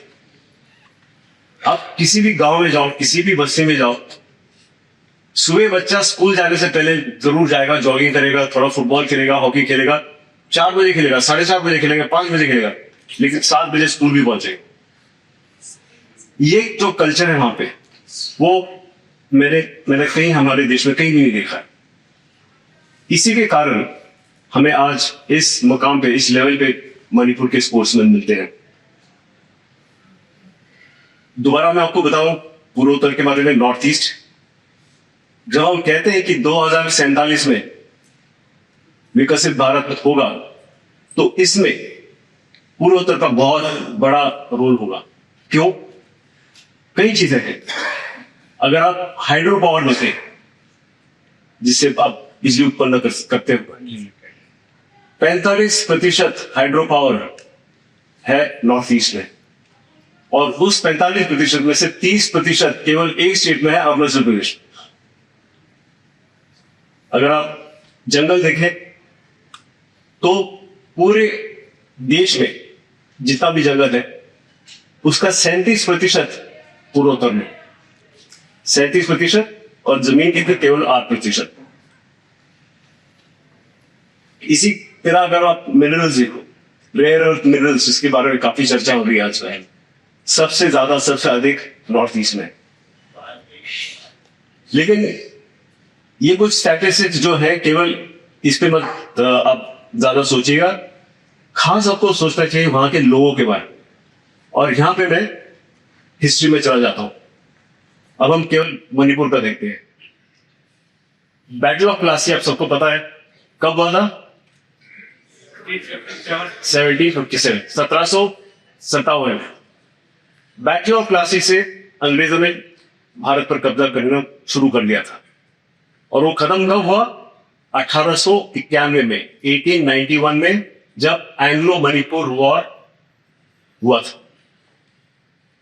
और मणिपुरी लोगों के लिए ये एक बहुत ही बड़ा धोखा था, क्योंकि कुछ साल पहले ही 1826 में एक ब्रिटिश और मणिपुरी राज दोनों एक साथ मिलकर वो बर्मा के किंग के साथ लड़ चुके थे, और मणिपुरी ने सोचा कि ये हमारा कुछ बिगाड़ेंगे नहीं, लेकिन उनके साथ धोखा किया गया 1891 में, और ये एंग्लो मणिपुर वॉर जिसे आप कहते हैं वो लड़ा गया। उस लड़ाई में भी मणिपुरियों के पास कोई हथियार खास नहीं थे, बहुत एंटिक्वेटेड पुराने very old weapons. Yet in the initial phases of the war they killed the leader of the British column which came, the senior-most officer, और उन्होंने अंग्रेजों को इस प्रकार से डराया, वो बिल्कुल सोचने लगे कि ये कौन सी फौज है। Eventually of course British one, क्योंकि उनके पास अधिक फायर पावर इत्यादि थी, तो इसलिए वो जीत गए। But they really got a shock in that battle, and then they realize this is one state which has to be kept under control. Now let's come to modern times. आजकल के जमाने में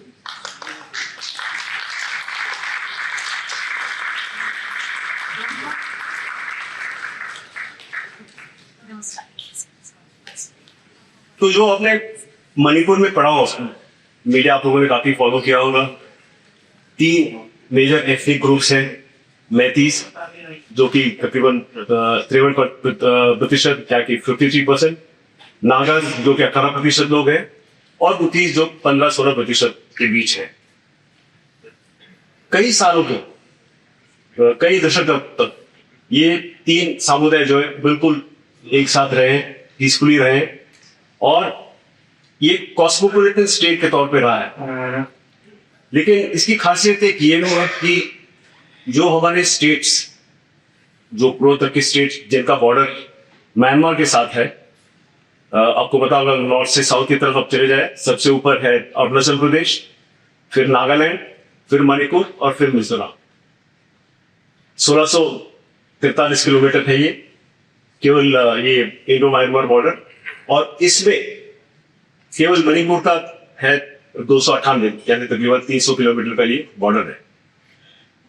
लेकिन ये इन चारों स्टेट में से अगर देखा जाए तो सबसे अच्छी जमीन है, यानी कि सबसे प्रोडक्टिव जमीन वो है मणिपुर का बॉर्डर, क्योंकि मणिपुर के बॉर्डर के उस तरफ है कमाऊ वैली, जो पहले किस समय मणिपुर का हिस्सा हुआ करता था, लेकिन उसे म्यांमार को दिया गया। आज उस म्यांमार की हालत बहुत खस्ता है, आप सबको पता है। लेकिन शायद आपको ये नहीं पता होगा कि पूर्वोत्तर के लोग कहते हैं, हम कहते हैं ना हमारा विभाजन हुआ, पार्टीशन हुआ 1947 में। नॉर्थ ईस्ट के लोग कहते हैं हमारा पहला विभाजन तो 1937 में, 1937, जब आपने एक अलग देश बनाया। अभी अंग्रेजों की बात कर रहा हूं, बर्मा भी ब्रिटिश इंडिया का एक हिस्सा था, लेकिन 1937 में उसे एक अलग देश बनाया गया। एक लकीर मारी मैप के ऊपर, जमीन में हालत क्या है किसी को पता नहीं। उदाहरण के तौर पे आपको पता है, एक नागालैंड में एक गांव है लुंगवा, जो 60% इंडिया में है, एक गांव 40% म्यांमार में। उस गांव में जो किंग या आंग जिसे कहते हैं, हेडमैन, उसका घर आधा म्यांमार में है, आधा इंडिया में। उसने 2 फैमिलीज की 2 वाइफ भी रखी हैं, एक बर्मीज है, एक इंडियन। लेकिन जब भी मैं उसके पास गया था, तो ये हर बार ये सवाल पूछता था हमें कि ये लकीर किसने बनाई, ये बॉर्डर किसने बनाया, हमें क्यों नहीं पूछा गया। तो ये कहानी केवल लुंगवा गांव की नहीं, कई गांव में, कई जगहों में है। मोरे जो मणिपुर में है, वहां भी ऐसे विभाजन किया गया। वहां भी कई गांव ऐसे हैं जो आधे मणिपुर में, आधे म्यांमार में, आधे इंडिया में।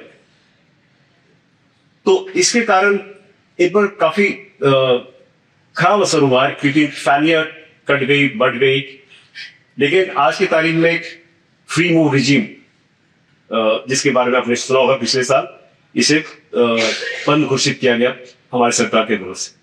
और ये इसलिए क्योंकि कई सिक्योरिटी के नजरिए से अगर देखा जाए, उस पार यानी कि म्यांमार में जो यहाँ के मिलिटेंट्स हैं, उन्होंने कई वहां पे कैंप्स बनाए थे, और वहां से इस तरफ आते थे इंडिया में आके कई गलत चीजें करके आते थे, वायलेंस। इसके कारण ये फ्री मूव रिजिम अब बंद किया गया। वो केवल सिक्योरिटी के नजरिए से।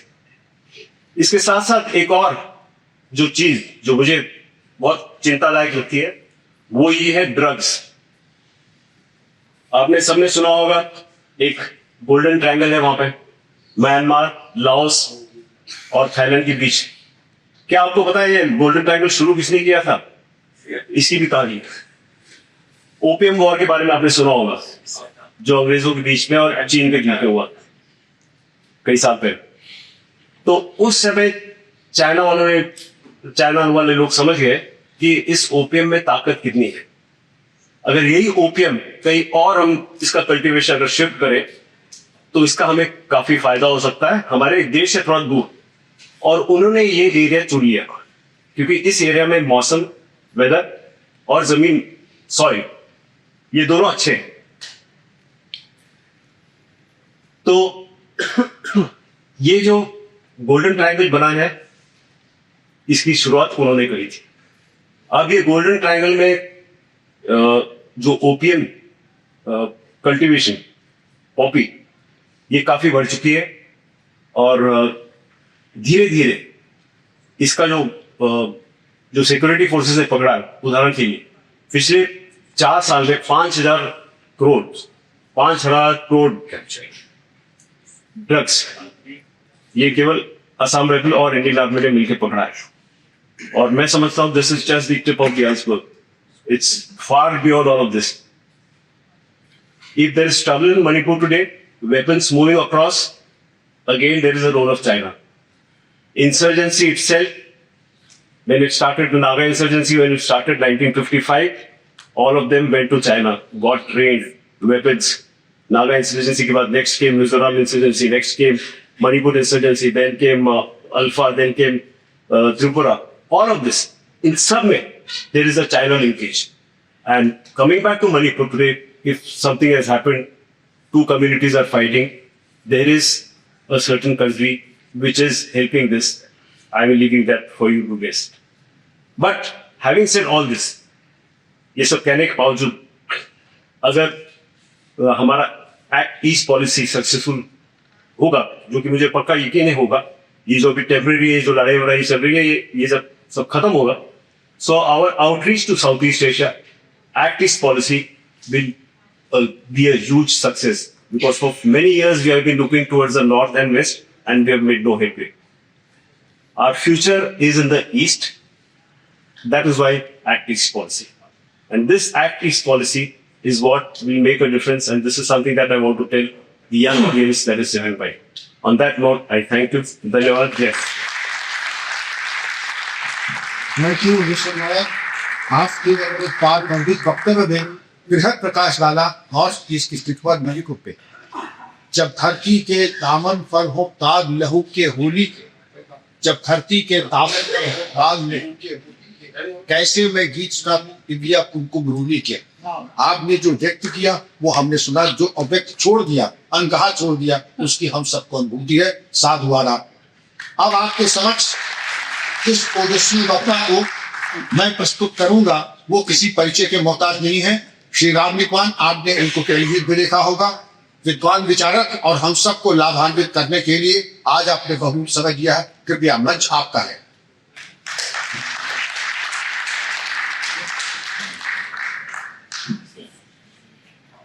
जय Hind.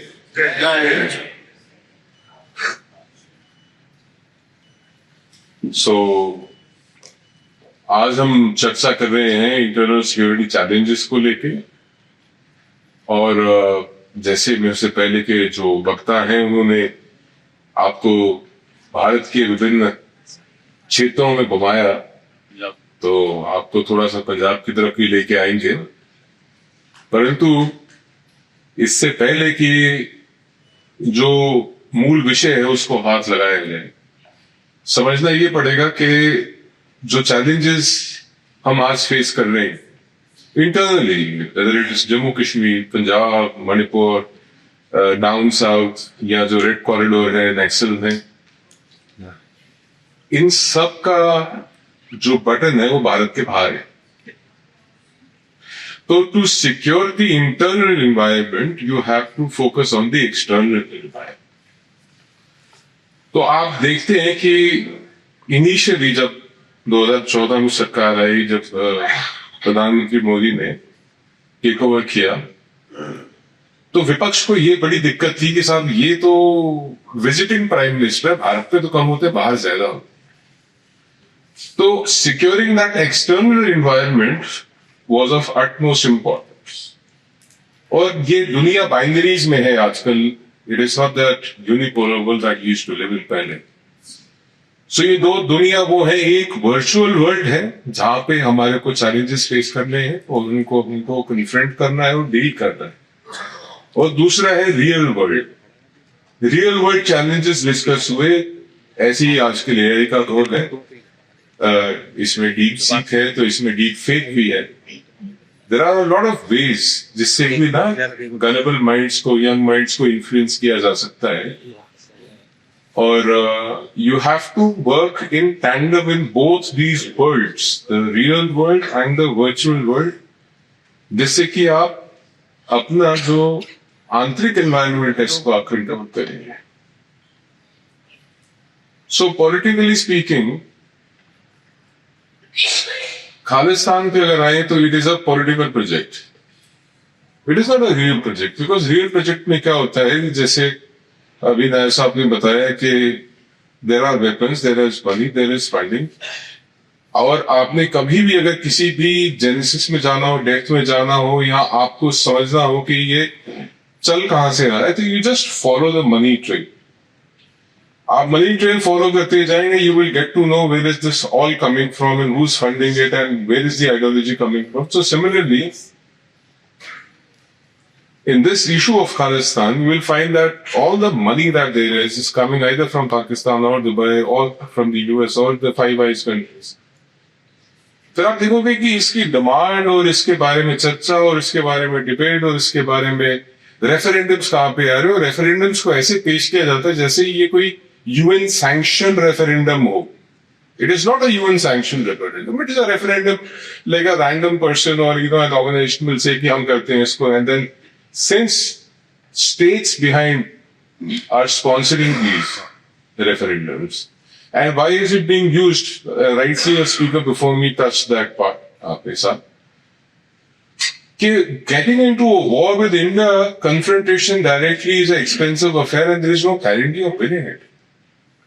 So you get the stakes so high, you make it so expensive for the country which is actually bearing the brunt of it, that they might give it up one day, saying that it's unsustainable, the expenses are intangible, we're not able to, where actually we were supposed to be, but now Pakistan is in Balochistan. For them it is becoming unsustainable. They wanted that fight to be unsustainable for India in Kashmir or in Punjab. It is actually वो कहते हैं ना, आप किसी के लिए cover खोदो तो आपकी अपनी खुद की कवर तैयार होती है। तो उनकी they are already half way there, और दूसरा पैर उनका केले के छिलके के ऊपर है। तो the situation that was being created around us, we've been able to break the ring of fire that was being created around us. And let me just give you the genesis of this term, ring of fire. So you see, we have seen a change of regime in Afghanistan, in Pakistan, in Nepal, a change of stance towards India in the Bhutanese way of operating. They started to deal with China directly. We used to direct their defense and their foreign policy.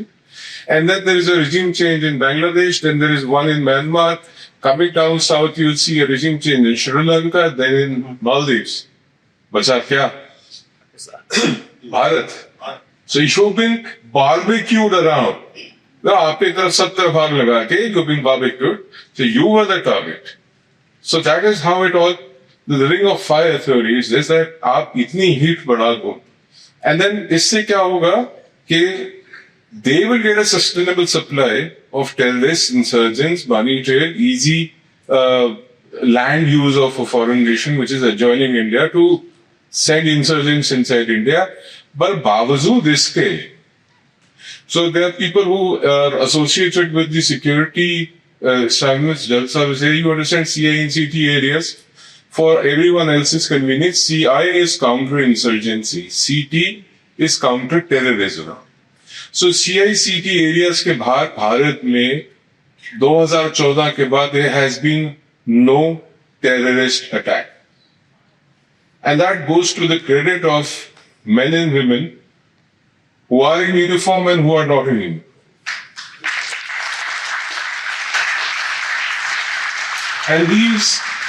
And those who are not seen, whose faces we don't know, we will never know, they will never come on the television screen, they will never be on the newspaper article, they will not be heard of. Those are the people responsible. If you are not believing what I am saying, then go and read the newspapers, it says unknown man.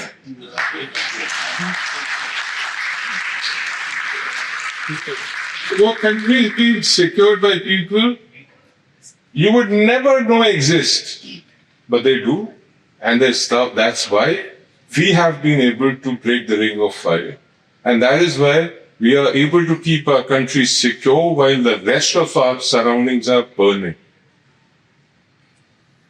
The people who desire to destruct India, to demolish India, are halfway there in their cliques. और also एक बहुत interesting बात 2-3 बार निकल के आई regarding Israel. तो Israel के बारे में बताया कि they were able to fence it around themselves in the matter of 6 months and everything, and हमारे को 1.5 साल लग जाता था. Let me just give you a few things. Israel is a country which is surrounded by enemies. अगर इसको हिंदी में बोले तो इजराइल वो देश है जो दुश्मन से घिरा हुआ है. भारत वो देश है जो दुश्मनों से भरा हुआ.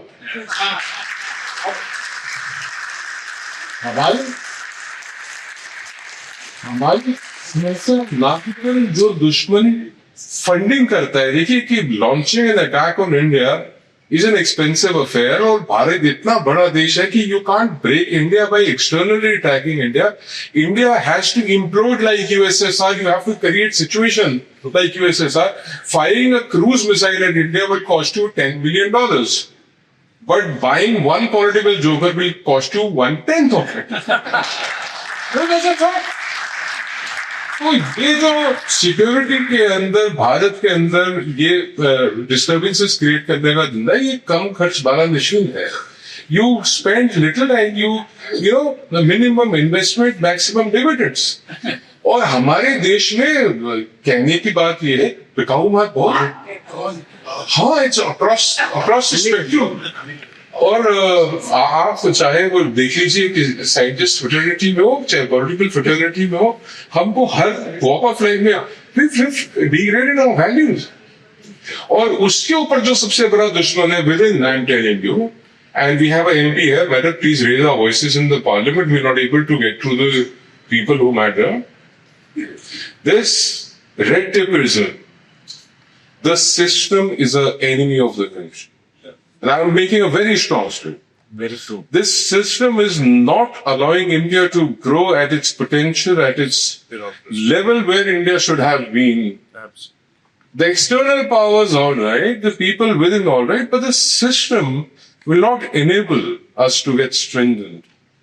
So, for journalists here, I'm sure I know a lot of journalists, so I am talking out of confidence, and I hope you will agree with my point. Getting your equipment is a major problem. And there was a time when the Defense Minister, George Fernandez, had to take these civilian officers to Siachen, to the forward areas. कि हाँ भैया यहाँ लगाओ 2 महीने, 4 महीने लगाओ, तुमको समझ आएगा फौज कैसे ऑपरेट करती है. So similar is with the police. So our security on the inside is a responsibility of the CAPF, the Home Ministry, or the state police. So state police इतनी ill-equipped है, very, you know sir, इसमें ना विडंबना ये है कि you have a ADGP modernization, but you don't have modern weapons, you don't have modern software, you don't have modern technology. So how do you expect people to go ahead and, you know, अच्छा अब इसमें, like I said, kinetic war is something which is not sustainable. But also, there was a 2008 article in the Global Times. Global Times is a Chinese newspaper. It's a Sarkari owned thing. they had given a vision of breaking India into 20 smaller states. They had put it in our face कि ये हमारा research है कि भारत के 20 छोटे टुकड़े हो सकते हैं, 20 इसमें से देश बन सकते हैं. And how are they going to achieve it is through a grey zone warfare. So I hope kinetic war is understood by people and grey zone warfare is also understood by people. So there are 50 shades of grey, the darker the grey, close to black. So yeah, that's how it is. The darker the grey, it's close to black. So the half front war and the people within, और मैंने कहा कि देश दुश्मनों से भरा हुआ है, that is our weakness and strength of the enemy. So we have not been able to create enough patriots, or we've not been able to bring forward enough patriots and give them center stage or platform where things like these can come forward. But also, when we discuss issues like Khalistan, I was told to talk about Khalistan, but it's a general problem which is, replicable anywhere else. So what do they achieve? Let's say in a border state like Punjab, or in a border state like Manipur, or, the Siliguri corridor that's called the chicken's neck, and there was one individual who was thankfully in the prison now. I don't want to name and make him famous. He said कि हम North East को भारत से अलग कर देंगे, the Siliguri corridor will chop it off. And they were serious. They were not joking, they were serious. So imagine we are at war on 2 or 3 fronts. How does the internal half front actually operate? That is important, that we should know. They are inside. General Sahib is at, let's say, the Bangladesh side or the China side. General Sahib here is in Punjab. Another General Sahib is in J&K. So you need to redirect your forces and you need to match man to man, When once there is a deployment on the other side, you have to deploy a matching, if not a higher number. So your deployments and reinforces are delayed. A train which is supposed to reach the border with reinforcements, troops and forces, with fresh legs and men, cannot reach there, let's say, 36 hours. The front is gone. You lost crucial time. That is what the half front exactly has to do. They have to block your routes, which they have tried. They've taken the capital to ransom. They have to blow off your crucial bridges or your rail links. And another way which can actually incite is, there is a leader, there is a top leader who is respected, is assassinated by themselves. Then you have an internal situation. Why I say this is because Israel में किसी को मारा और धरना लग रहा है दिल्ली में और लखनऊ में. What is the affiliation? So these are the things which you are actually looking at, जिससे आप ये देखेंगे कि बिना इनके हमारी धरती के ऊपर पैर रखे, they will arm twist our political system. They will arm twist our supply chains. They will disrupt everything, communication, rail links, road links. So this is the greatest challenge that we face, that the inside. अब उसका नाम खालिस्तान हो सकता है, उसका नाम Indian Mujahideen हो सकता है, उसका नाम PFI हो सकता है, उसका नाम कुछ भी हो सकता है. But the ultimate aim is to destroy this country, to balkanize this country, to see smaller countries coming out of India, to balkanize India. That is their aim. और जैसे मैंने कहा कि हर एक इस मूवमेंट के पीछे ये जितनी तकलीफें, जितनी बीमारी है, इसका सबकी जो जड़ें हैं वो भारत से बाहर है. और Branches, yeah. yes, their operative offices. काम यहां से चल रहा है, हेडक्वार्टर वहां पे है, ये ब्रांच ऑफिस है. But the sad thing is, we have, I don't know how you say this, but in a nice way, I don't know how to say this in a nice way. Abhi we are listening about Gogoi. उससे पहले there was a talk, I was on a television channel and they were saying that, they're saying that Dogo is being honey trapped by a foreign national and everything. I said, he's not the first one. That happened 50 years pehle bhi.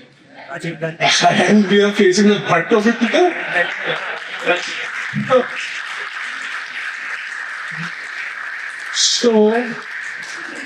So the thing is कि मतलब it is all in your face, आपके सामने है, you see it. But you normalize it to such an extent. And my concerns are also about Punjab, sir. Like you were very detailed about Manipur and how it is connected to the other side. Similarly, the culture is same on the other side also. The only thing which divides is the religion. The language is same, the culture is same. It's the religion which is different on both sides. And that is the line they're trying to draw. That's the area where they wish to play. That Sikhs and Muslims are one. There was a two-nation theory for 75 years back that Hindus and Muslims can't live together, so let's have Pakistan. They're trying to dwell on the theory that Sikhs and Hindus can't live together, so let's have Afghanistan. So this is a project they have already succeeded. But उसको का difference ये था कि अंग्रेज राज कर रहे थे और जैसे पूछा था there was insane. I mean, how could you not take Kartarpur Sahib in Indian territory? And why is Nankana Sahib and Punjab Sahib still there in Pakistan? I mean, where was it? See, ये पूरा अगर आप independent struggle देखोगे तो nobody asked for a Pakistan just about 5 years पहले. उसके बाद there were discussions of Pakistan. We never fought for a divided India. So, but now what we have is something we have to fight for. And when it comes to national security, ladies and gentlemen, we have to be brutal. There is no forgiving. There is no heart, there is just mind. And what mind? India first. And that we want India to be a safe and secure and a progressive country for the sake of our own people. And we have a leadership today that we can trust on. Why say this? Because not of political reasons, but for a reason that I just said a few minutes before. That Gogoi probably may not be the first honey trap case. So somebody from the foreign national is running the country, is running the shots, or in the policy. They are actually overseeing the PMO. Can you imagine today Prime Minister Modi's office being run by somebody else? Impossible, is it?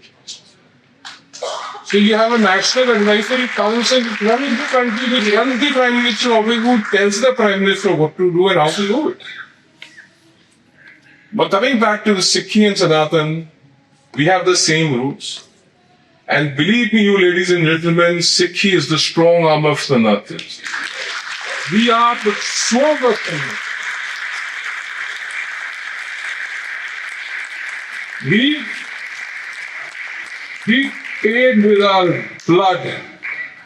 We played with our heads.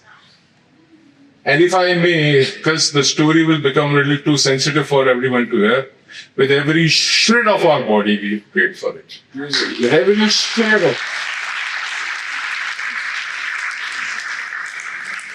So somebody from Pakistan or Turkey or England coming and telling me that Sikhi and Sanatan are apart, I'll say, get lost. You don't know us. You don't know our history. You don't know who we are and what we stand for. सकल जगत में खालसा पंथ गाजे, जागे धर्म हिंदू तुर्क पंथ गाजे. Who can deny this? So Khalsa पंथ, the establishment of खालसा पंथ was सकल जगत में खालसा पंथ गाजे, जागे धर्म हिंदू तुर्क पंथ. So when Turks come and tell us कि नहीं जी ये तो गाना इतना नहीं होता है, that's right in a nice way of all, we all come from and we are. So this is an excellent platform. I've been given much lesser time. So I wanted more actually, but since there was a request from Gayatri, so I'll have to conclude. So I'll tell you this: irrespective of your religion, if you are a patriot, If you love this country, then I love you. And I love you back 10,000 times.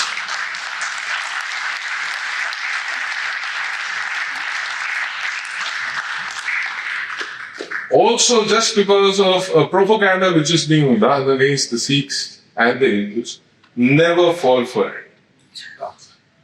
Never fall for it. I have seen and heard it with my own eyes. My father was in the army. God bless his soul. We used to travel in the bus. People say, "Hey, Sardar ji, बैठे हैं फौजी है." Your turban in an olive green turban means the entire bus is picked up.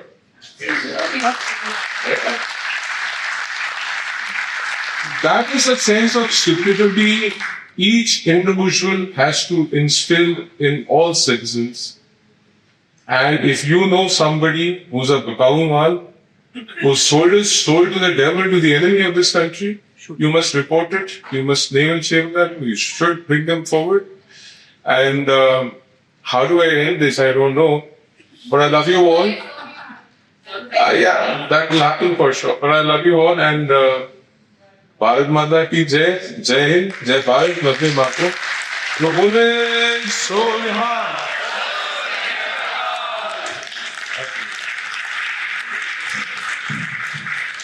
Mr. Ramni Pasha, you have mesmerized all the audience here. And every word has an indelible mark on all of us. Yes? Yes, yes. आप निशान में 2 लाइनें क्षमा को एहसास से फर्श की दहलीज पे रोशन रखे जिससे जिल्लत के अंधेरों से मुलाकात न अब आपकी बातों का निचोड़ मैं कहना चाहूंगा कि इस बूढ़ी घटना इतना कम है कि हिंदुस्तान का दुश्मन कहीं पर भी हो वो चैन से रोटी नहीं खा पाएगा आप लोगों के दम पे है Thank you very much. This time is just we will not. क्योंकि यहाँ पे फौजी भी हैं और पुलिस के अधिकारी भी हैं। एक बात बड़ी वाज़ेह है, एक बात बड़ी वाज़ेह है, जिसने भारत के खिलाफ हथियार उठाया, उसने अपने डेथ वारंट पे साइन कर दिया।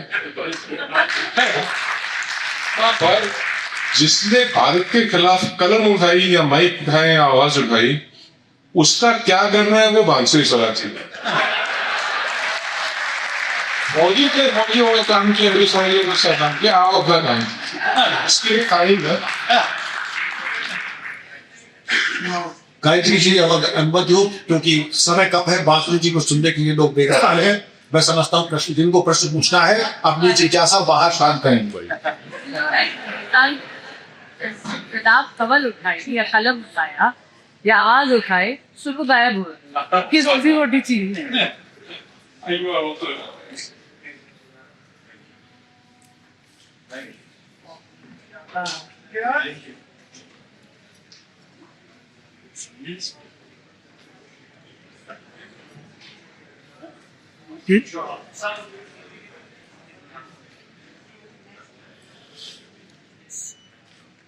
Peace.